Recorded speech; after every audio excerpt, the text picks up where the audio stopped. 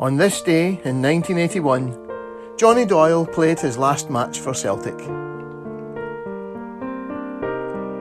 Johnny Doyle had turned down moves to both Hearts and Motherwell in the weeks before his last match for Celtic in a Glasgow Cup tie against Queen's Park at Hampden on the 13th of October 1981. The Glasgow Cup was by now only a shadow of its former glory, and it was a second string side Billy McNeill sent out that Tuesday evening.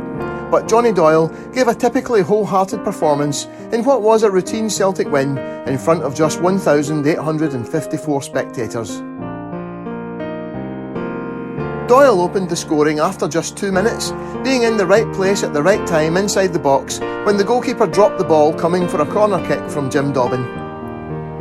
Celtic were in complete control, the Aberdeen Press and Journal writing the following day, "Doyle and Halpin were outstanding on the touchline for Celtic. Their speed, ball work and precision centres had the Queen's defence stretched to the limit." Despite Celtic's dominance, they might have conceded an equaliser on 73 minutes, but Peter Latchford made a brilliant penalty save from McGregor. They then wrapped it up 2 minutes from time, Jim Dobbin heading a second from Doyle's cross. Johnny Doyle was already an international winger when he signed for Celtic for a club record fee of £90,000 on the 15th of March 1976. He was injured soon after signing, and it was season 1976-77 before he really established himself, the fans coming to love his heart on the sleeve, battling style on the right wing.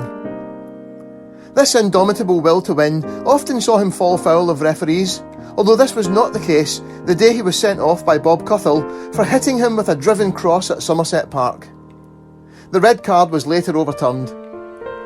After an injury-blighted 1977-78, many thought Doyle's Celtic career was coming to an end when Davy Provan was signed in October 1978.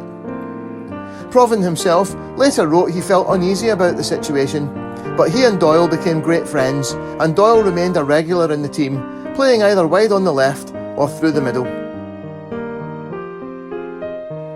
10 men would never have won the league in 1979 if not for Johnny Doyle being sent off for an altercation with Rangers' Alex McDonald, no stranger to an off-the-ball dig himself. Doyle was inconsolable on being sent off, but there was no one happier than him when the match was won. His best season at Celtic came in 1979-80, highlights including a stunning goal, his second of the night, to take Celtic past St Mirren in the Scottish Cup with a 3-2 win after extra time.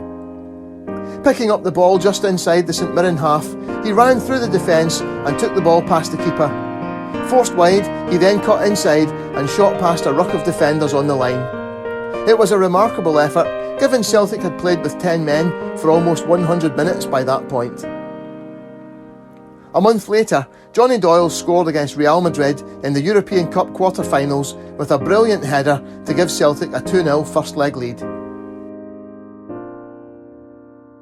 The arrival of Frank McGarvey and the emergence of Charlie Nicholas in season 1980-81 saw first-team opportunities limited for Doyle, but he remained as popular as ever with the fans, even after very reluctantly asking to be made available for transfer.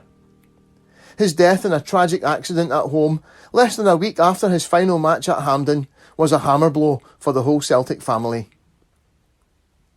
Johnny Doyle was the fan who lived the dream, and for anyone who saw him play, he remains forever in the collective memory a Celt.